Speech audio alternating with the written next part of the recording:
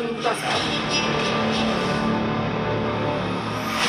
நினைச்சதுக்கே பிரியாணினா அப்ப வாழ்ந்தா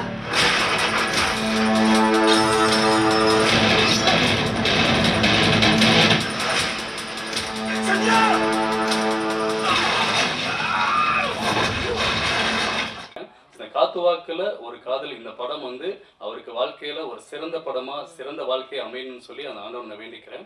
ஸோ அதே மாதிரி பைரியை இந்த வருஷத்தில் ரொம்ப முக்கியமாக படமா மாற்றிய பத்திரிகை ஊடகம் மற்றும் நண்பர்கள் அனைவருக்கும் என்னுடைய தரம் தாழ்ந்த நன்றியை நான் தெரிவிச்சுக்கிட்டு நான் வெளியிடுறேன்.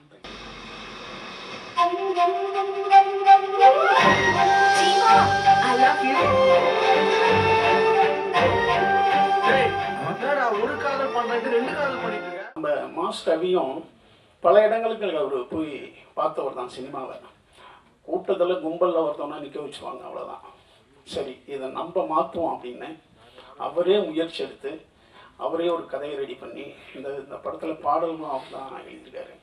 அந்த இடத்தை அடையிறது இருக்குல்ல, அது ஒரு வரம். அது எல்லாராலையும் முடியறது கிடையாது. பல சினிமா ஜாம்பவான்கள் அந்த முடிவை எடுத்திருக்காங்க. உலகத்தில் சார்லி சாப்ளின்லேருந்து நம்ம எம்ஜிஆர்லேருந்து பார்த்திபன், பாக்யராஜ், பாண்டியராஜ், அடுத்து சில்வஸ்டர் ஸ்டாலன், உலகத்தையே 5 படங்களில் புரட்டிய புருஸ்லி, இவங்க எல்லாமே அவங்களுக்கான கதைகளை அவங்களே தேர்ந்தெடுத்து நடித்து உலகத்தினுடைய உச்சத்துக்கு போனவங்க தான். புருஸ்லிலாம் சில்வஸ்டர் ஸ்டாலின் ராக்கிங் ஒரு படம், அவருக்கே அவர் கதை எழுதி பண்ணிக்கிட்டு தான் அது. சார்லி இந்த மாதிரி நிறைய ஒரு அற்புதங்களை வரமாக பண்ணவங்க நிறையா பேர் இருக்காங்க. அப்படி ஒரு முடிவு, அடைக்கான முடிவை எடுத்த மாஸ் ரவியை நான் முதல்ல பாராட்டுறேன்.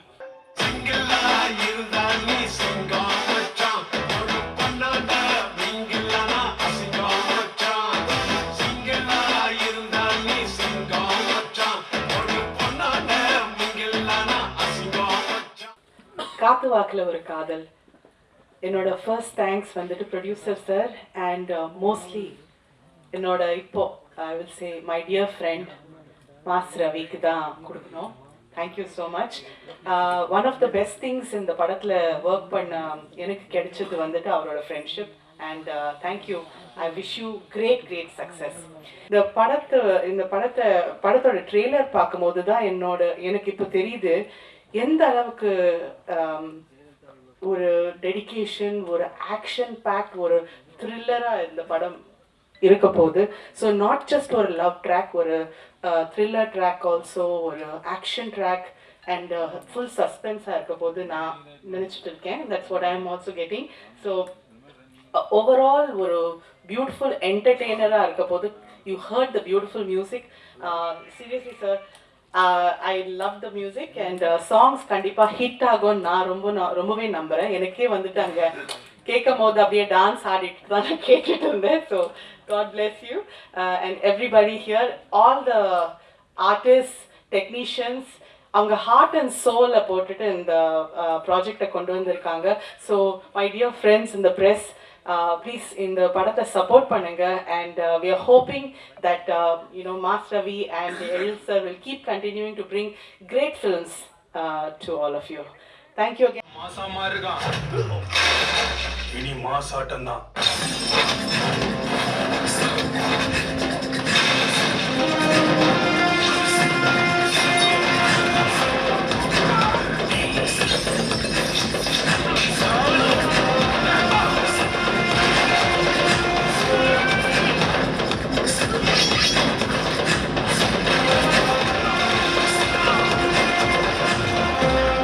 ரொம்ப நல்லா வந்திருக்கு மூவியும்.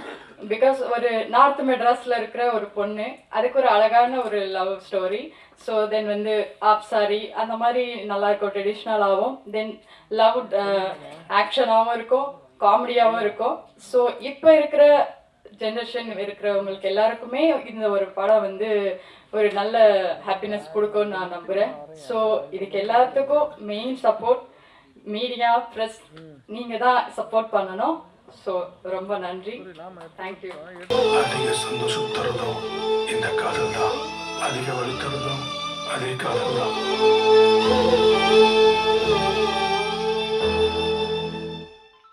படம் வடச்சண்டை கதை. வடச்சென்னை கதையிலிருந்து வடச்சென்னை மாதம் தேய்ட்டு வந்தார். அதனால என்ன, எல்லாம் நல்ல உழைப்பாளி நல்லா பண்ணுறாங்க. முதல்ல என்ன இருக்கணும், நம்மளுக்குள்ள நல்ல அன்பு பரிமாற்றம் இருக்கணும். எந்த விஷயத்தையும் நம்ம வந்து பெருசாக எடுத்து, அதாவது ஏதாவது சொல்லிட்டா மனசு வருத்தப்படக்கூடாது. அப்படின்னு பார்த்தா எத்தனை ஹீரோங்க நாங்கள் கோவத்தில் திட்டிருப்போம். அப்போ அவங்களுக்கு சில விஷயங்கள் நம்ம சொல்லிக் கொடுப்போம். அதனால என்னதுன்னா, ஒரு படம் வெற்றி பெறத்துக்கு முதல்ல என்ன கேட்கலாம், நேரம் நல்லா இருக்கணும். அதே நேரத்தில் எல்லாரோட மனம் ஒன்றா இருக்கணும். அதை விட உங்களோட ஆசீர்வாதம் இருக்கணும்.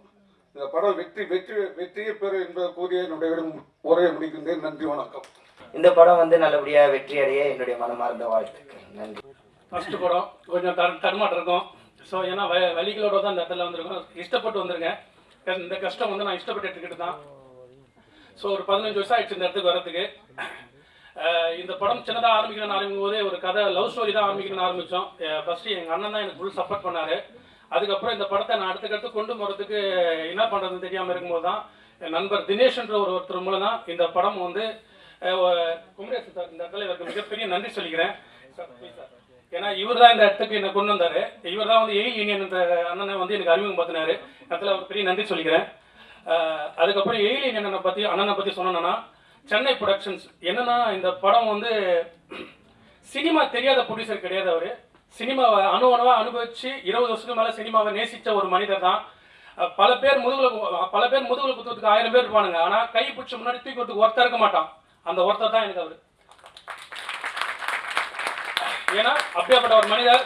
இந்த படத்தை நான் சுமந்ததை விட நான் இந்த படம் எடுக்கிறதுக்கு சுமந்தேன், கஷ்டப்பட்டேன்னு சொல்லலாம். அதுக்கப்புறம் ஒவ்வொரு செகண்டும் இந்த படத்துக்காக அவர் சுமந்திருக்காரு. ஒரு அசிஸ்டன்ட் டைரக்டர் வேலை கூட செய்வார் இந்த படத்தில். ஏன்னா ஒவ்வொரு பிரேம் கூட அவருக்கு தெரியும். சினிமா தெரியாம அவர் வந்து அவர் அட்வொகேட்டாக இருக்காங்க. சின்ன சின்ன ஓட்டைகள் இருந்தால் எந்த அளவுக்கு இது பண்ணுவாங்களோ அந்த மாதிரி என்ன அவ்வளோ கேள்வி கேட்பாரு, அவ்வளோ விஷயங்களை சரி பண்ண பார்ப்பாரு. ஏன்னா இந்த படம் சரியாக வரணும் ரவி. இதுக்கு மாதிரி நான் பண்ணியிருக்கேன் படம். ஆனால் இந்த படம் எனக்கு ரொம்ப பிடிச்ச படம். எனக்கு இந்த கதை அவ்வளோ பிடிச்சிருக்குன்னு சொல்லிட்டு நேசிச்சு இந்த படம் பண்ணியிருக்காரு அவர். இந்த படத்தை வந்து வெறும் பணத்துக்காக மட்டும் படம் பண்ணலை, உணர்ந்து இந்த படத்தை வலியும் சந்தோஷத்தையும் அனுபவிச்சு பண்ணியிருக்காரு. இந்த இடத்துல அவருக்கு மிகப்பெரிய நன்றி சொல்கிறேன். காத்து வாக்கில் ஒரு காதல் கதையை கேட்டபோது 2 உண்மையான காதலர்கள் சந்திக்கின்ற தடையை, அதுவும் ஒரு குறிப்பிட்ட சூழலில் பூகோள பகுதியிலே வாழுகின்ற அந்த பகுதியில் இருக்கின்ற தடைகளை எல்லாம் தாண்டி வருகின்ற அந்த ஓட்டத்தை இங்கே தந்திருக்கிறார்கள் என்று சொன்னார்கள். சினிமாவாக இருந்தாலும், கலையாக இருந்தாலும், இலக்கியமாக இருந்தாலும், சமூகத்தில் இருக்கிற புழுக்கத்தை, சமூகத்தில் இருக்கிற கொதிப்பை வெளியே கொண்டு வந்து அவற்றை தீர்க்கக்கூடிய ஒரு தீர்க்கமான ஆயுதமாக இருக்க வேண்டும் என்று விரும்புகிற இயக்கம் திராவிட இயக்கம். காதல் கவிதையை பற்றிய பல்வேறு கருத்துக்கள் உண்டு. தி longest love poem the loftiest endeavour can be condensed in those few words that I love you and I will love you for ever என்று எலியட் சொல்லுவார். உலகத்தில் இருக்கிற எத்தனையோ காதல்களை எல்லாம் சுருக்கி வைத்து பார்த்தால் 2 விஷயம்தான். உன்னை நான் காதலிக்கிறேன் அல்லது நான் காதலித்துக் கொண்டே இருப்பேன். இதுக்கு தான் அவ்வளோ பெரிய இலக்கியங்கள் என்று ஒரு சிம்பிளிஃபைடு சொல்லுவார். அது ஒரு பார்வை. ஆனால் காதல் இல்லாமல் இருக்க முடியாது என்று சொல்வதற்கும் இருக்கிறது. கலீல் கிப்ரானை நான் படித்திருக்கிறேன்.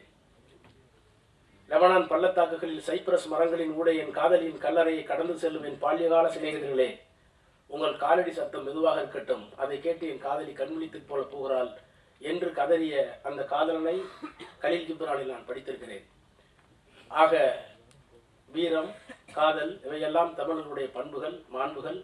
அந்த மாண்புகளில் இருக்கிற ஒன்றை இன்றைக்கு இருக்கின்ற சாதியம், இன்றைக்கு இருக்கிற அரசியல், இன்றைக்கு இருக்கிற பொருளாதார வேறுபாடு, இன்றைக்கு இருக்கிற மதவெறி, இவைகளையெல்லாம் இதற்கு ஒரு காதல் வெற்றி பெற வேண்டும் என்று சொன்னால் அதற்கு இளமை மட்டும் காரணமல்ல, அதையும் தாண்டி நல்ல மனப்பக்குவமும் இந்த சமூகத்தை புரிந்து கொள்கிற ஆற்றலும் வேண்டும் என்கின்ற அந்த உணர்வோடு இந்த படம் எடுக்கப்பட்டிருக்கும் என்று நான் நம்புகிறேன். எனவே அப்படிப்பட்ட ஒரு படம் வெற்றி பெற வேண்டும் என்று நான் விளைகிறேன். அதற்காக உழைத்த அத்தனை பெருமக்களையும் பாராட்டி என்னுடைய வாழ்த்துக்களை தெரிவித்து இந்த திரைப்படம் வெற்றி பெற வேண்டும் என்று வாழ்த்தி விடைபெறுகிறேன். நன்றி, வணக்கம்.